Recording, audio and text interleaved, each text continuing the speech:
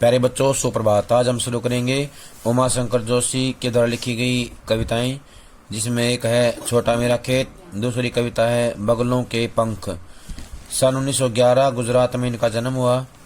रचनाएं हैं विश्व शांति, गंगोत्री, निशीथ, प्राचीना, आतिथ्य, वसंत वर्षा, महाप्रस्थान, अभिज्ञा ये एकांकी हैं। सापना भारा, सईद ये कहानी, श्रावणी मेनो, विसामो ये उपन्यास, पारका जन्या ये निबंध, गोष्ठी उगाड़ी बारी, क्लांत कवि, मारा सोनेट, सौपन प्रयाण ये संपादन है। सन 1947 से संस्कृति पत्रिका का संपादन किया। निधन सन 1988 में इनका निधन हो गया। कालिदास का अभिज्ञान शाकुंतलम, भवभूति के उत्तर रामचरित का इन्होंने गुजराती में अनुवाद किया था।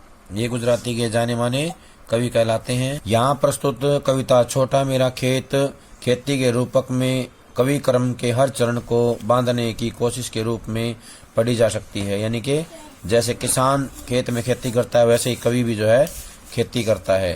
कागज का पन्ना जिस पर रचना शब्दबद्ध होती है, कवि को एक चकोर खेत की तरह लगता है। इस खेत में किसी अंधड़ यानी कि आंधी, आशय ये कि भावनात्मक आंधी आई। भावनात्मक आंधी के प्रभाव से किसी क्षण एक बीज बोया गया। यह बीज रचना, विचार और अभिव्यक्ति का हो सकता है। यह मूल रूप कल्पना का सहारा लेकर विकसित होता है और इस प्रक्रिया में स्वयं विगलित हो जाता है। उससे शब्दों के अंकुर निकलते हैं और अंततः कृति एक पूर्ण स्वरूप ग्रहण करती है। उससे शब्दों के अंकुर निकलते हैं और अंततः कृति एक पूर्ण स्वरूप ग्रहण करती है, जो कृषि क्रम के लिहाज से पुष्पित पल्लवित होने की स्थिति है। साहित्यिक कृति यानी कि रचना से जो अलौकिक रस धारा फूटती है, वह क्षण में होने वाली रुपाई का ही परिणाम है। पर यह रसधारा अनंत काल तक चलने वाली कटाई से भी कम नहीं होती। कहने का आशय है कि उत्तम साहित्य कालजयी होता है और असंख्य पाठकों द्वारा असंख्य बार पढ़ा जाता है। खेत में पैदा होने वाला अन्न कुछ समय के बाद समाप्त हो जाता है, किंतु साहित्य रस कभी चुकता नहीं है। बगलों के पंख कविता एक सुंदर दृश्य की कविता है। सौंदर्य का अपेक्षित प्रभाव उत्पन्न करने के लिए कवियों ने कई युक्तियां अपनाई हैं, जिसमें से सबसे प्रभावशाली युक्ति है सौंदर्य के ब्योरों के चित्रात्मक वर्णन के साथ अपने मन पर पड़ने वाले उसके प्रभाव का वर्णन।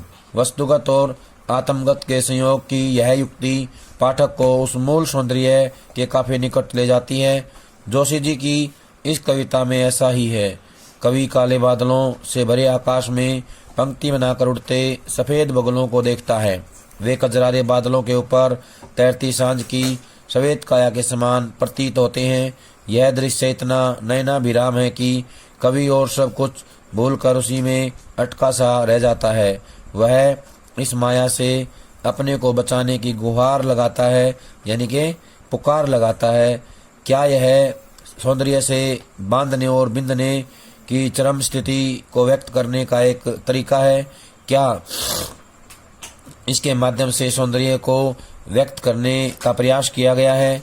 प्रस्तुत दोनों कविताओं का गुजराती से हिंदी रूपांतरण रघुवीर चौधरी और भोलाभाई पटेल ने किया है। रघुवीर चौधरी और भोलाभाई पटेल ने किया है। अब हम करेंगे व्याख्या छोटा मेरा खेत कविता की। छोटा मेरा खेत चकोना कागज का एक पन्ना, कोई अंधड़ कहीं से आया, सन का बीज वहाँ बोया गया। कवि कहता है कि मेरे लिए ये जो चकोर कागज है, ये मेरे लिए खेत के समान है। कैसे है? खेत के समान है। मेरे लिए छोटा सा एक खेत है। जैसे किसान खेत में खेती करता है, वैसे ही मैं अपने कागज रूपी खेत में रचना की खेती करता हूँ, रचनाएं लिखने का काम करता हूँ। कोई अंधड़ कहीं से आया, मेरे मन में कहीं से कोई भावनाओं की आंधी, अंधड़ होता है भावनाओं की आंधी, मेरे मन में कहीं से कोई भावनाओं की एक आंधी आई और उस आंधी के अंदर एक विचार या अभिव्यक्ति रूपी बीज बोया गया। पल भर में एक क्षण माने तो पल भर में एक बीज बोया गया, और वो बीज क्या था? विचार रूपी बीज या अभिव्यक्ति रूपी बीज। अभिव्यक्ति रूपी बीज या विचार रूपी बीज जो है मेरे मन में बोया गया। कब बोया गया? जब वो भावनाओं की आंधी आई थी। भावनाओं की आंधी जब मेरे मन में आई थी तो उस आंधी के अंदर ही एक बीज बोया गया। कल्पना के रसायनों को पी बीज गल गया निशेष, शब्द के अंकुर फूटे, पल्लव पुष्पों से नमित हुआ विशेष। कुछ समय बाद कल्पनाओं के संपर्क में आकर या कल्पना के रसायनों को पी करके बीज पूरी तरह से गल गया। निशेष होता है पूरी तरह से। क्या होता है निशेष? पूरी तरह से। पूरी तरह से बीज जो है गल गया, शब्द के अंकुर फूटे और कुछ समय बाद उस बीज में से शब्द रूपी अंकुर निकले। पल्लव पुष्पों से नमित हुआ विशेष, और धीरे धीरे वह अंकुर जो हैं विकसित होने लगे और पल्लवित पुष्पित होकर के पत्तों और फूलों से लद गए। पत्तों और फूलों से लदा हुआ झुकने के कारण वह सुंदर लगने लगा। जो पौधा था विकसित हुआ था, बड़ा था, बहुत ही सुंदर लगने लगा, अच्छा लगने लगा।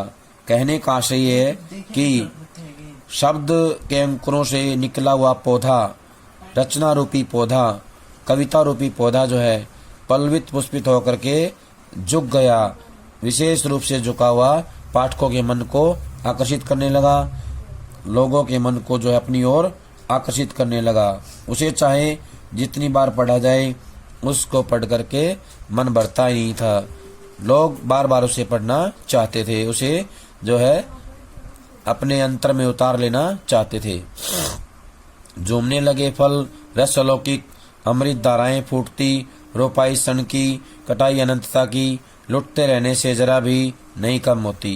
कवि कहता है कि जैसे जैसे समय बीतता गया वैसे वैसे उस पौधे के ऊपर जो है दिव्य रस से भरे हुए फल झूमने लगे। रस होता है आनंद, अलौकिक मन होता है दिव्य। ऐसे फल झूमने लगे जिससे दिव्य आनंद की प्राप्ति होती है। अमृत धाराएं फूटती, और उन फलों से जो अमृत की धारा निकली वो जो है क्या थी? अनंत थी। रोपाई सन की, इसको लगाने में तो पल भर का समय लगा, कटाई अनंतता की, और हम इसे अनंत समय तक काट सकते हैं। लुटते रहने से जरा भी नहीं कम होती, चाहे इसको जितना भी बांटा जाए लोगों में, ये बिल्कुल भी कम नहीं होती है। कहने का आशय है कि इसकी जो रस धारा है वो अनंत है, कभी समाप्त नहीं होती। कवि यहाँ बताना चाहता है कि कवि के हृदय में पलने वाला जो भाव था वो कविता रूपी जो है फल के रूप में पक जाता है, फल का रूप धारण कर लेता है, और उसके अंदर दिव्य रस जो है विद्यमान होता है। वो दिव्य रस लोगों को लंबे समय तक आनंदित करता रहता है। उससे जो रस धारा निकलती है वो अनंत है, वो कभी समाप्त नहीं होती है। लेकिन जो किसान है उसकी फसल जो है कुछ समय बाद समाप्त हो जाती है। कवि के द्वारा इस कविता रूपी फूल को लगाने के लिए या पौधे को लगाने के लिए पल भर के समय की जरूरत होती है, लेकिन इससे जो आनंद प्राप्त होता है वो लंबे समय तक बना रहता है। रस का अक्षय पात्र सदा का छोटा मेरा खेत चकोना। तो ये कहता है कि ये जो मेरा छोटा सा कागज रूपी चकोर खेत है ये एक रस का अक्षय पात्र है। अक्षय होता है जो कभी समाप्त नहीं होता है, कभी नष्ट नहीं होता है। ये कभी न नष्ट होने वाला पात्र है। इसके अंदर जो रस समाया हुआ है वो लंबे समय तक बना रहने वाला है। वो लोगों को सदैव इसी प्रकार लंबे समय तक आनंदित करते रहने वाला है। इस कविता में कवि ने सांग रूपक अलंकार का प्रयोग किया है और इसके साथ साथ रूपकातिशयोक्ति अलंकार का प्रयोग भी किया है। रूपकातिशयोक्ति अलंकार भी जो है देखने को मिलता है। कवि ने अंतिम पैरे में कविता के जो है सलेश अलंकार का प्रयोग भी किया है। तत्सम प्रधान संस्कृतनिष्ठ साहित्यिक भाषा का प्रयोग किया है। तत्सम प्रधान संस्कृतनिष्ठ भाषा का प्रयोग किया है। इसमें कवि ने सरल सहज हिंदी का भी प्रयोग किया है कहीं कहीं, और भाषा जो है भाव व्यक्ति में सक्षम है, भाव व्यक्ति में पूर्ण रूप से सक्षम है। छंद इसमें मुक्त है। हम बताएंगे कि इस कविता में मुक्त छंद का प्रयोग देखने को मिलता है। अब हम करेंगे बगुलों के पंख कविता की व्याख्या। नभ में पाती बंधे बगुलों के पंख, नभ में पाती बंधे बगुलों के पंख, चुराए लिए जाती हुए मेरी आंखें, कजरारे बादलों की छाई नभ छाया, तैरती सांझ की सतेज सवेत काया, होले होले जाती मुझे बांध निज माया से, उसे कोई तनिक रोक रखो, वह तो चुराए लिए जाती मेरी आंखें, नभ में पाती बंधी बगुलों की पाखें। कवि कहता है कि जो ये आसमान में बगुले एक पंक्ति बनाकर उड़ रहे हैं, पाती होता है पंक्ति, पंक्ति बनाकर उड़ रहे हैं, ये बगले जो हैं बहुत सुंदर लग रहे हैं। चुराए लिए जाती मेरी आंखें, ये जो सुंदरता है मेरी आंखों को चुराए जा रही है। कहने का आशय है कि मैं इसको देखना नहीं चाहता, फिर भी मुझे देखने के लिए ये मजबूर कर देती हैं। इनकी सुंदरता इतनी अद्भुत है कि मेरी आंखें इनको एक टक देखती रहती हैं। कजरारे बादलों की छाई नभ छाया, और आसमान में क्या है, काले बादलों की छाया जो है छाई हुई है। कहने का आशय है कि आसमान में काले बादल छाए हुए हैं। तैरती सांझ की सतेज सवेत काया, सांझ होता है संध्या, सतेज होता है तेजस्वी, सवेत होता है सफेद, काया माने शरीर।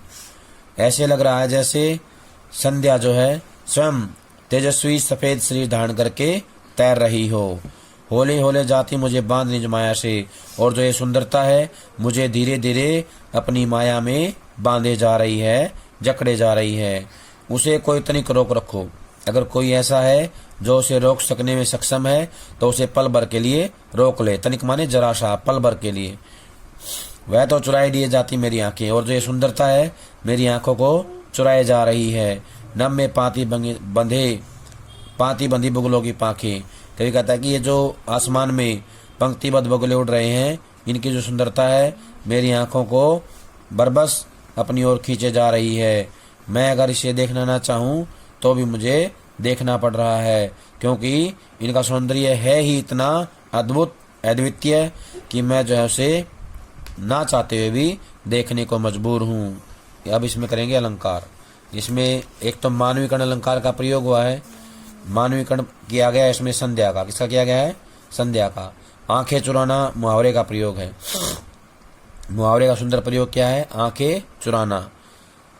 कवि ने प्रकृति के आलंबन रूप का चित्रण करते हुए सांझ के आकाश में बगुलों की पंक्ति का मनोरम चित्रण किया है। तत्सम प्रधान साहित्यिक हिंदी भाषा प्रयोग किया गया है। पाती बंधी होले होले आदि प्रयोग विशेष रूप से कोमल बन पड़े हैं। इसमें चाक्षुष बिंब का प्रयोग किया गया है। चाक्षुष बिंब का प्रयोग जो है देखने को मिलता है। शब्द चयन भावानुकूल और अर्थ की अभिव्यक्ति में सक्षम है, पूर्ण रूप से योग्य है। प्यारे बच्चों, ये था हमारा उमाशंकर जोशी के द्वारा लिखी गई कविताओं का सरलार्थ, जिसमें 2 कविताएं हैं।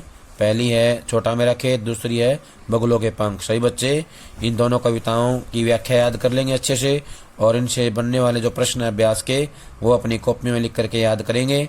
जब तक अगली वीडियो ना आए तब तक सारे बच्चे ये काम पूरा कर लें। सभी का बहुत बहुत धन्यवाद।